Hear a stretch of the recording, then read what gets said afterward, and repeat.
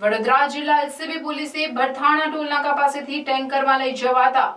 દારૂના 58,46,400 વિદેશી દારૂના જથ્થા સાથે એક ઇસમને ઝડપી આગળની વધુ તપાસ હાથ ધરી છે।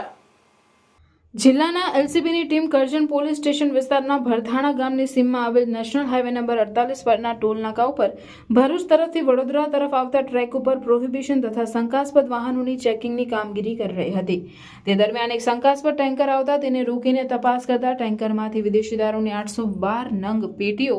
સાથે એક ઇસમ મળી આવ્યો, જેથી એલસીબી પોલીસે વિદેશી દારૂ, ટેન્કર, મોબાઈલ ફોન મળી કુલ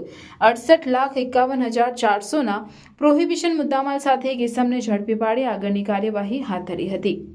31મી ડિસેમ્બર નજીક આવતા પોલીસ વધુ સતર્ક બની છે, ત્યારે વડોદરા જિલ્લા એલસીબીની ટીમ કરજણ પોલીસ સ્ટેશન વિસ્તારના ભરથાણા ગામની સીમમાં આવેલ નેશનલ હાઈવે નંબર 48 પરના ટોલનાકા ઉપર ભરૂચ તરફથી વડોદરા તરફ આવતા ટ્રેક ઉપર પ્રોહિબિશન તથા શંકાસ્પદ વાહનોની ચેકિંગની કામગીરી કરી રહી હતી।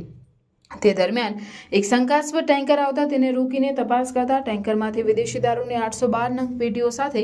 એક ઇસમ મળી આવ્યો હતો, જેથી એલસીબી પોલીસે વિદેશી દારૂ, ટેન્કર, મોબાઈલ ફોન મળી કુલ ₹68,51,400ના પ્રોહિબિશન મુદ્દામાલ સાથે એક ઇસમને ઝડપી આગળની કાર્યવાહી હાથ ધરી છે।